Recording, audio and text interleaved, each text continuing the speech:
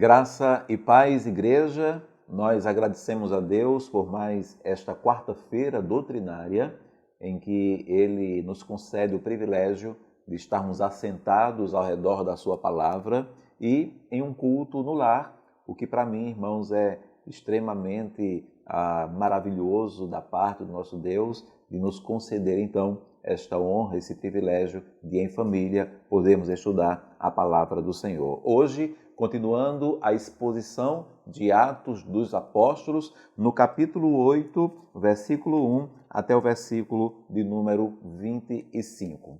Bem, irmãos, algumas coisas dignas de notas precisam ser consideradas aqui e precisam ser destacadas. Primeiro, irmãos, o surgimento de um dos maiores personagens da palavra de Deus, Saulo de Tarso, que mais tarde ficará mais conhecido como o apóstolo dos gentios, Paulo de Tarso. Aqui, irmãos, nesse texto, ele é apresentado como um jovem. Lá em Atos, capítulo 7, no versículo de número 58, onde está escrito ali, não é? Diante da morte de Estevão, do seu apedrejamento, está escrito que, e expulsando da cidade, o apedrejaram. As testemunhas deixaram as capas dele aos pés de um jovem chamado Saulo. E esse jovem era dotado de grande autoridade e poder.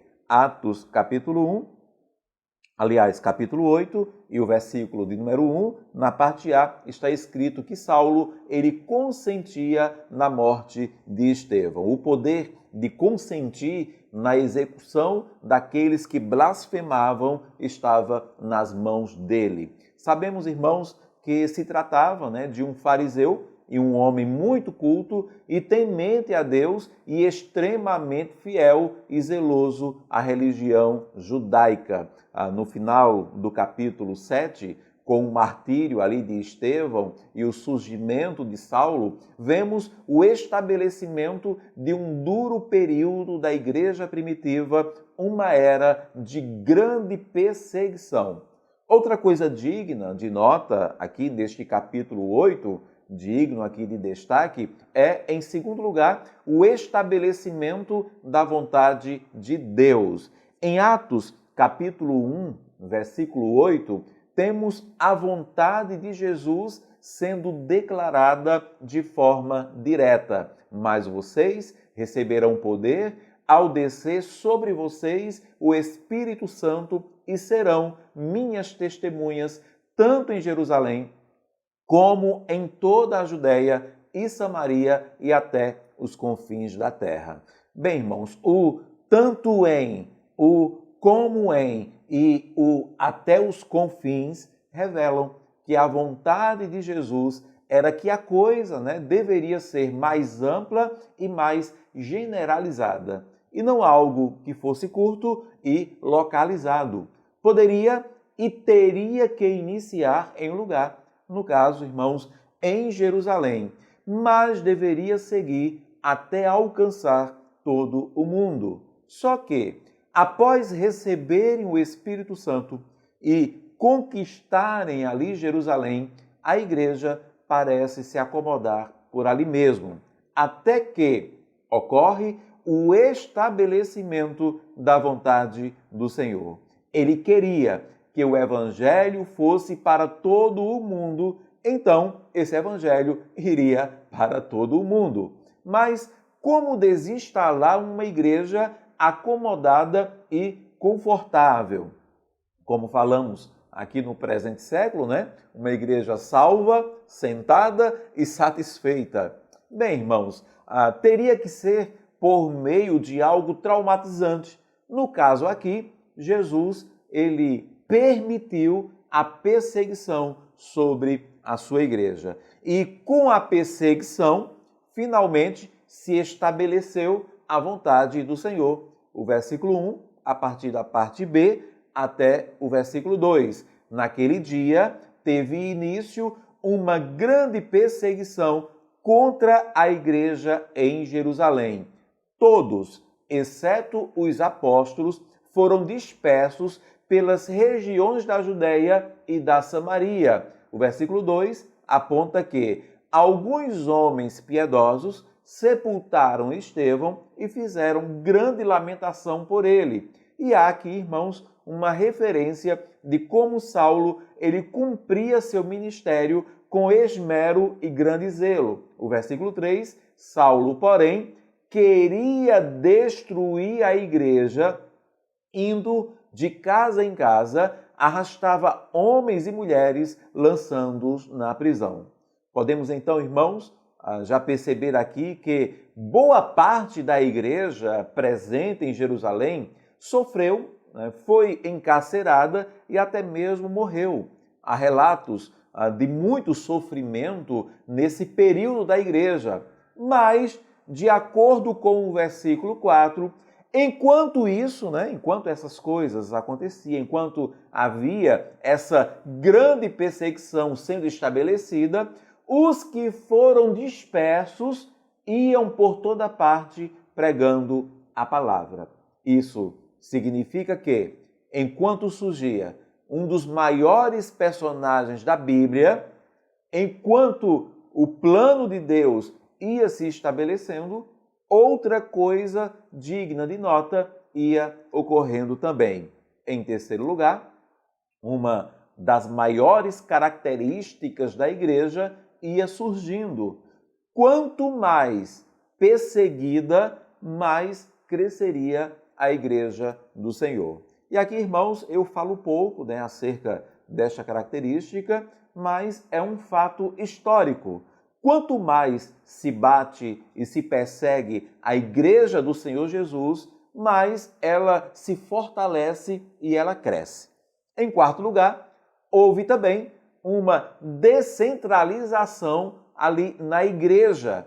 Enquanto a igreja estava em Jerusalém, alguns nomes alcançaram ali um maior destaque, Mas, havendo a dispersão pela perseguição, o leque ele se abriu um pouco mais, E o protagonismo já começa a ser mais compartilhado, Eu preciso frisar aqui, irmãos, a título de uma observação, que isso já ocorreu ali, um pouco, por meio de Estevão, Ele também tomou protagonismo ali da história.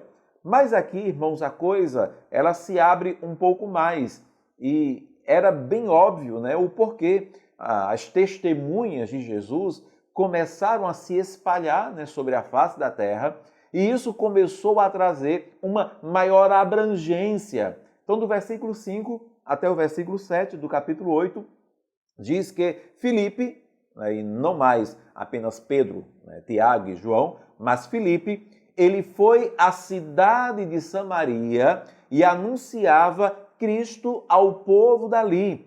As multidões unânimes davam atenção às coisas que Filipe dizia, ouvindo-as e vendo os sinais que ele fazia, pois os espíritos imundos, gritando em alta voz, saíram de muitos que estavam possuídos por eles, e muitos paralíticos e coxos foram curados.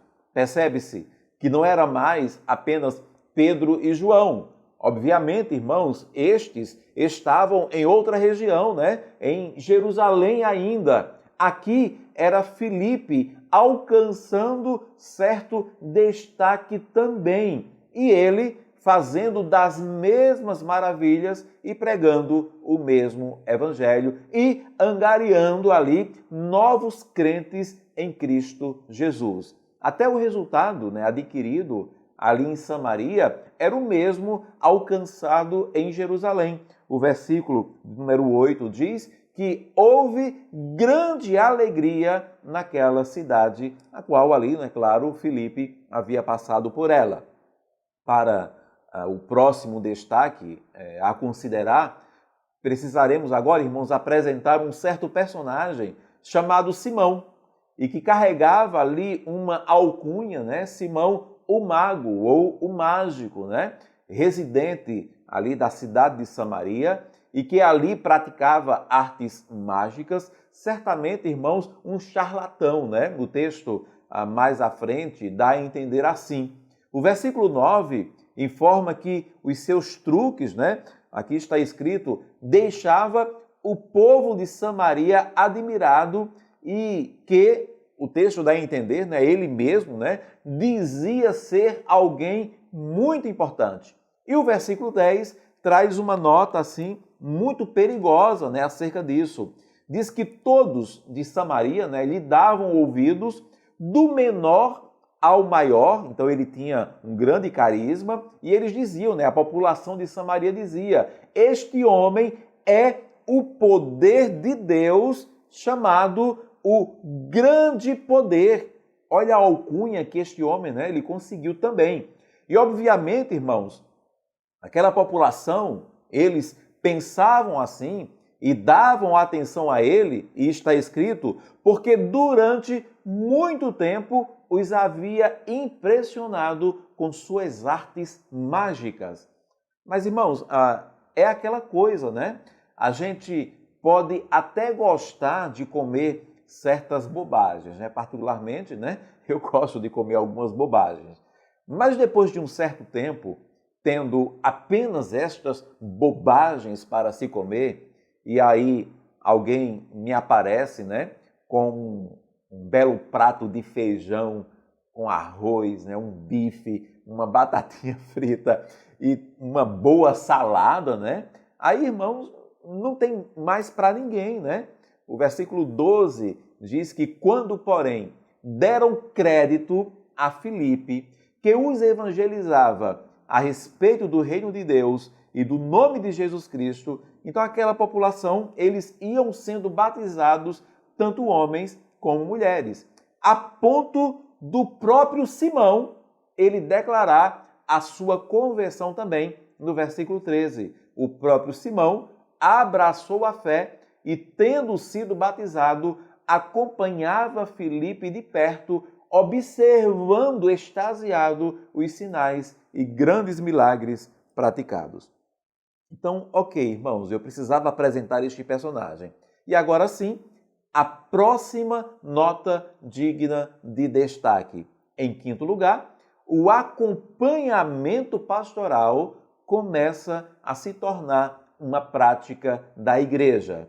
É porque, certo, irmãos, Filipe, ele pregou em Samaria, né? Ele passou pelaquela cidade, digamos que ele fez ali uma grande cruzada evangelística. Ele foi de porta em porta, ele pregou nas praças, ele subiu num palanque, num caixote, num caminhão, né, para pregar a palavra. E ao fim, então, desta cruzada evangelística, muitos declararam, levantaram a mão, né, aceitaram ali, não é? Declararam a conversão em Cristo Jesus. Mas começou-se a ficar perceptível que os resultados imediatos e aparentes não representavam uma verdade total e fiel. Explico. Aliás, irmãos, o próprio texto explica. O versículo de número 14 diz que quando os apóstolos que estavam em Jerusalém ouviram que o povo de Samaria tinha recebido a palavra de Deus, enviaram-lhes Pedro e João. Então até Pedro e João se desinstalaram de Jerusalém e foram para Samaria. É bem provável, irmãos, que Filipe ele não estivesse mais em Samaria. Ele pregou a palavra, né? E ele partiu então para uma outra região. Então, os apóstolos, chegando ali, começaram a perceber a necessidade de acompanhar os novos crentes em outros lugares também. Perceba que começa então a surgir as igrejas locais. Tinha a igreja de Jerusalém e agora a igreja em Samaria. Mas um fato curioso, ele é percebido. E esse fato seria a tônica dali para frente, irmãos. Versículo 15 e o versículo de número 16. Chegando ali, oraram por eles para que recebessem o Espírito Santo. Mas como, né, irmãos? Eles já não haviam declarado que haviam se convertido em Cristo Jesus? Versículo 16. Pois o Espírito ainda não havia descido sobre nenhum deles, tinham apenas sido batizados em nome do Senhor Jesus. Batizado em nome de Jesus seria ali o batismo das águas. Aqui, irmãos, há algumas razões para isso, para se acreditar, né, que aqueles homens não tinham ainda o Espírito Santo. Primeira razão apresentada. Se tratando ali, irmãos, da Samaria, né, ou dos samaritanos, um povo que nós sabemos tido como impuro aos judeus e principalmente também para aqueles apóstolos também, né, deveria então haver uma testificação visível de que Deus os aceitou também. E a manifestação do derramado Espírito Santo sobre a vida deles seria essa testificação para os apóstolos que ali estavam chegando. Essa é uma primeira explicação. A segunda explicação, irmãos, é que há a possibilidade clara e lógica de nem todos ali terem passado por uma conversão genuína. Lembrando-se, inclusive, da máxima de Jesus, que muitos são chamados, mas poucos escolhidos. E essa ideia é ainda mais fortalecida pelo próximo destaque, a próxima nota. Em sexto lugar, a igreja jamais deveria baixar a guarda para os lobos em pele de ovelha. Os lobos no meio do rebanho. O texto diz, irmãos, que averiguando ali que o Espírito Santo ainda não havia descido sobre nenhum samaritano, no versículo 17, então os apóstolos lhes impuseram as mãos e eles receberam o Espírito Santo. E aí, meus irmãos, lembram de Simão, que ainda agora eu apresentei? O mago, né, o mágico, o charlatão, e que antes ele era famosíssimo ali em Samaria, era muito respeitado, e que de uma hora para outra ele perdeu ali o seu prestígio, ele perdeu o seu público. E naturalmente, irmãos, ele caminharia para o ostracismo. E que ele mesmo, né, ele disse ter abraçado a fé de Filipe. Ele declarou isso, que abraçou a fé de Filipe.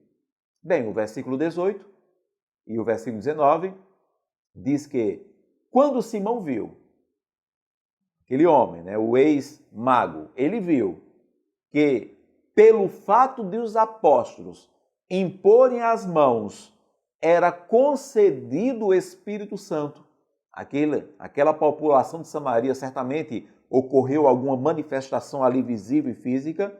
Simão, então, ele ofereceu-lhes dinheiro, né? Ele tentou ali oferecer dinheiro aos apóstolos, dizendo: deem também a mim este poder.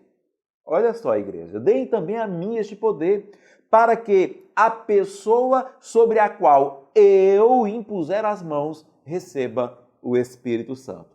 Ele literalmente, irmãos, literalmente, tenta comprar o poder do Espírito Santo. Como se de fato, irmãos, fosse algo a ser comprado.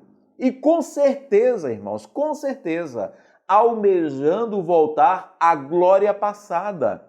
Só que agora, com um novo público e uma nova roupagem.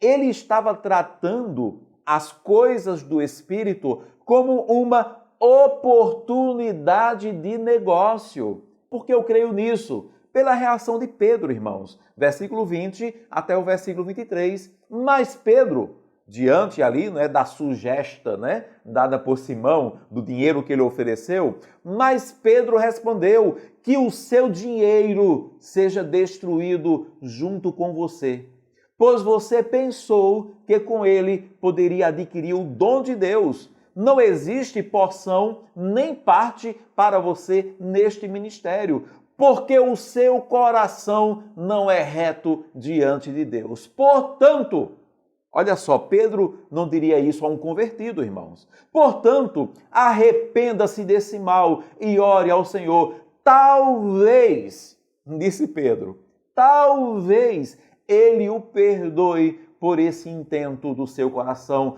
pois vejo que você está cheio de inveja e preso em sua maldade.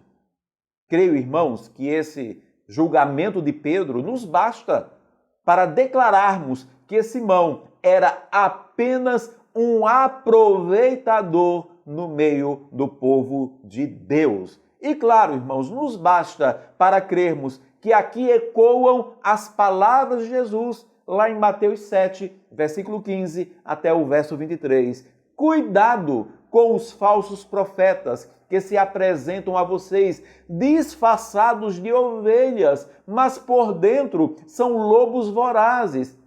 Pelos seus frutos vocês o conhecerão. Por acaso se colhem uvas de espinheiros ou figos de ervas daninhas? Assim, toda árvore boa produz frutos bons, porém a árvore má produz frutos maus. A árvore boa não pode produzir frutos maus e a árvore má não pode produzir frutos bons. Toda árvore que não produz bom fruto é cortada e jogada ao fogo. Assim, pois, pelos seus frutos vocês o conhecerão. E é de dentro, irmãos, desse contexto que Jesus decreta. Olha o contexto dos versículos.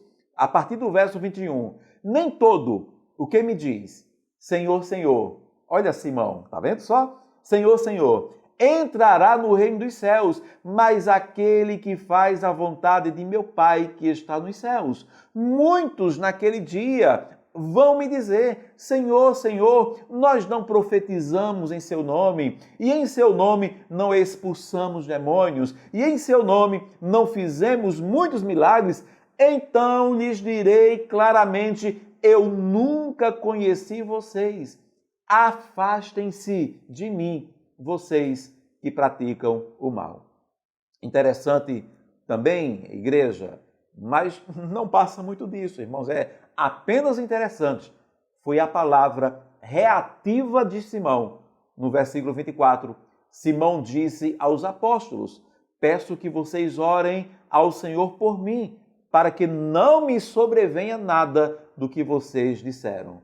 Entretanto, a atitude dos apóstolos demonstra, irmãos, que não deram tanta atenção assim, porque de fato, irmãos, ele não declarava ali um arrependimento. Versículo 25, eles, porém, os apóstolos, tendo dado o seu testemunho e pregado a palavra do Senhor, voltaram para Jerusalém e evangelizavam muitas aldeias dos samaritanos. Ou seja, irmãos, eles não deram muito crédito e muita atenção a Simão. Essas são as notas dignas de destaque nesse bloco de Atos, capítulo 8, versículo 1 até o versículo de número 25. Primeiro, o surgimento de um dos maiores personagens da palavra de Deus, Saulo, logo depois conhecido como Paulo. Segundo, o estabelecimento da vontade de Deus. Terceiro, a maior característica da igreja ia surgindo. Quanto mais perseguida, mais cresceria a igreja do Senhor. Em quarto, houve uma descentralização ali na igreja. Quinto, o acompanhamento pastoral começa a se tornar uma prática ali da igreja. E sexto, a igreja jamais deveria baixar a guarda para os lobos em pele de ovelha. Para nós terminarmos, irmãos, quais as lições que ficam para nós? Primeira delas, irmãos, há aqueles que explicitamente causam danos à igreja, mas também há os que o fazem implicitamente. Há os Saulos, que declaradamente odeiam a igreja e a perseguem. Mas há também, irmãos, os Simões, entre aspas, irmãos? Os Simões, que adentram as igrejas e arraiais do povo de Deus com suas mágicas e charlatanices, alcançando fama e sucesso e até o respeito e fanatismo de muitos crentes, mas esses, irmãos, esses que muitos deles perderam a fama no mundo e tentam alcançar uma fama e uma glória agora na igreja, muitos desses, irmãos, eles destroem a igreja do Senhor Jesus ou tentam destruir a igreja do Senhor Jesus. São aproveitadores da fé da igreja, irmãos. Segundo, não importa o meio usado por Deus, a sua vontade vai se cumprir. A Bíblia, ela nos pergunta, né? Agindo Deus, quem impedirá? E ainda diz que nenhum dos seus planos podem ser frustrados. Então, irmãos, ele queria que a igreja se espalhasse? Então ele permitiu a perseguição sobre ela. E ele nos disse em Mateus 24:14, e será pregado este evangelho do reino por todo o mundo para testemunho a todas as nações, então virá o fim. Se ele disse, irmãos, que seria pregado em todo o mundo, irmãos, tenha certeza, vai. Vai, irmãos. Se ele falou que vai ser pregado em todo o mundo, esse evangelho será pregado em todo o mundo. Agora, se a igreja não está pregando, pode deixar, irmãos. Ele dará o seu jeito de desinstalar a igreja. Quem viver, verá, irmãos. E a terceira lição, apenas o acompanhamento pastoral identificará as verdadeiras conversões, irmãos. E olhe lá, irmãos, e olhe lá. Já é difícil garantirmos, né, que uma longa caminhada em igreja seja um indicativo de conversão genuína. Há muitos que nasceram na igreja, irmãos, cresceram na igreja e hoje jovens estão aí no mundo, irmãos, pintando miséria, totalmente desviados dos caminhos do Senhor. Imagine, irmãos, afirmar isso em pessoas que levantam as mãos hoje. Alguém levantou a mão hoje, alguém disse que é crente hoje e amanhã a gente cede o púlpito e amanhã a gente dá vez, irmãos. Irmãos, complicado, né? Há muitos que se dizem crentes em um único instante, em um único momento da sua vida. É preciso, irmãos, dar um tempo. É preciso, irmãos, acompanhar. É preciso discipular, irmãos. Apenas essa prática poderá apontar os que se decidiram com sinceridade e livrará, irmãos, a igreja local de permitir que fogo estranho seja posto sobre o seu altar. Que o Senhor, pois, nos abençoe e que essas lições sejam alicerçadas na fundamentação da igreja, de modo bem particular, na fundamentação da igreja que o Senhor nos confiou. Oremos, irmãos. Pai, muito obrigado pela Tua palavra. Nós clamamos para que em Cristo Jesus ela encontre guarida nos nossos corações e que essas notas deste capítulo venham nos ajudar, Senhor, nos edificando, nos ensinando, nos alertando, para que em todo o tempo o Teu Evangelho, a Tua Igreja, o corpo de Cristo, seja preservado, seja protegido, Pai. Dá-nos sabedoria, Senhor, para que em Cristo Jesus, em nenhum momento, sejamos enganados. Nós oramos assim, no nome do Altíssimo, e clamamos que no nome dele, Senhor, nós permaneçamos sim no centro da sua vontade. Ajuda-nos, Jesus. É no teu nome que nós oramos assim. Amém e amém. Que Deus te abençoe.